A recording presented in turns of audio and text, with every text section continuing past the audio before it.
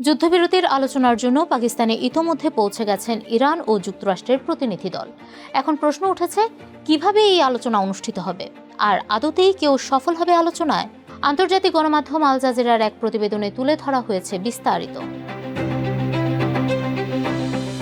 পাকিস্তানের প্রধানমন্ত্রী শাহবাজ শরীফ আনুষ্ঠানিকভাবে এই আলোচনার আয়োজন করেছেন। 11 এপ্রিল তিনি দুই পক্ষের সঙ্গে আলাদাভাবে প্রাথমিক বৈঠক করবেন বলে আশা করা হচ্ছে। পুরো যুদ্ধ চলাকালীন যারা বিভিন্ন পক্ষের মধ্যে দুতিয়ালি করেছেন তাদের মধ্যে অন্যতম পাকিস্তানের পররাষ্ট্রমন্ত্রী ইসহাক দার। ধারণা করা হচ্ছে মূল আলোচনার কাজগুলো তিনিই সমন্বয় করবেন। তবে পাকিস্তানের সেনাপ্রধান ফিল্ড মার্শাল আসিম মুনির এই প্রক্রিয়ায় অংশ নেবেন কিনা তা এখনও স্পষ্ট নয়। এ বিষয়ে সেনাবাহিনী বা পররাষ্ট্র মন্ত্রণালয় থেকে মন্তব্য পাওয়া যায়নি। এই আলোচনায় মার্কিন ভাইস প্রেসিডেন্ট জেডি ভ্যান্সের অন্তর্ভুক্তিকে বড় ঘটনা হিসেবে দেখা হচ্ছে। এর আগে ফেব্রুয়ারি মাসে মাস্ট ও জেনেভায় ট্রাম্পের দূত স্টিভ উইটকফ ও জ্যারেড কুশনারের সঙ্গে আলোচনা চলাকালেই যুক্তরাষ্ট্র ইরানে বোমা বর্ষণ শুরু করেছিল। এ কারণেই ইরানি কর্মকর্তাদের মধ্যে তাদের নিয়ে সংশয় রয়েছে। তবে তারা মনে করেন ভ্যান্স এই সংঘাত বন্ধের ব্যাপারে অনেক বেশি আন্তরিক ও উন্মুক্ত। বিশ্লেষকদের মতে দুপক্ষের মধ্যে গভীর অবিশ্বাসের কারণে খুব দ্রুত কোনো চূড়ান্ত সমাধানে পৌঁছানো কঠিন।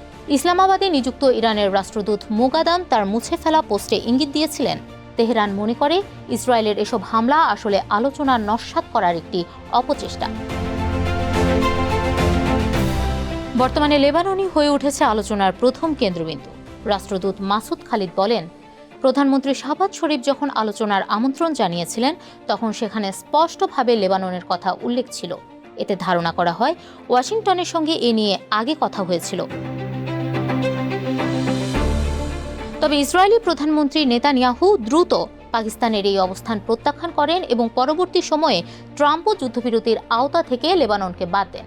ইরান অবশ্য লেবাননে ইসরায়েলি হামলা বন্ধের বিষয়ে অনড়। এক্ষেত্রে ফ্রান্সের মতো কিছু দেশের সমর্থনও পাচ্ছে তারা। খালিদের মতে সব চাবিকাঠি এখন প্রেসিডেন্ট ট্রাম্পের হাতে। বিশ্লেষকদের ধারণা, লেবানন ইস্যুটি যুক্তরাষ্ট্র ও ইসরায়েলের মধ্যে সম্পর্কের টানাপোড়েন তৈরি করতে পারে। ইসরায়েল হামলা বন্ধ করলেই কেবল একটি স্থায়ী সমাধান সম্ভব। এর আগে সব আলোচনায় ইসরায়েলি ইরানে হামলা চালিয়ে আলোচনা ভেঙে দিয়েছে। এখন সিদ্ধান্ত যুক্তরাষ্ট্রের। হয় তারা যুদ্ধবিরতি ভেঙে ইরানে হামলা করবে, নয়তো ইসরায়েলকে যুদ্ধবিরতি মেনে চলতে বাধ্য করবে। গালফ ইন্টারন্যাশনাল ফোরামের নির্বাহী পরিচালক দানিয়া থাফার বলেন, ইসরায়েল এই আলোচনায় না থাকাটা একটি বড় কাঠামোগত সমস্যা। যেহেতু ইসরায়েল এই যুদ্ধের অন্যতম পক্ষ এবং যুদ্ধ চালিয়ে যাওয়ার পেছনে তার স্বার্থ সবচেয়ে বেশি, তাই চূড়ান্ত সমাধানে তাদের অংশগ্রহণ জরুরি। অন্যথায় তারা যে কোনো সময় বলতে পারে কোনো চুক্তির শর্তে তারা রাজি ছিল না। তবে মাসুদ খালিদ মনে করেন, দুই পক্ষই যুদ্ধের ক্লান্তিতে ভুগছে এবং একটু বিরতি চায়। তাই শেষ পর্যন্ত ইউরেনিয়াম সমৃদ্ধকরণ ও হরমুজ প্রণালী খুলে দেওয়ার বিষয়ে একটি ছোটখাটো ঐকমত্য সম্ভব হতে পারে। চুক্তি হলেও তা নিশ্চিত করার মতো কোনো দেশের গ্যারান্টি বা জামিনদার হওয়া নিয়ে সংশয় রয়েছে। খালিদ বলেন, কোনো দেশই যুক্তরাষ্ট্র বা ইসরায়েলের হয়ে গ্যারান্টি দিতে চাইবে না, এমনকি চীনও এই ঝুঁকি নেবে না।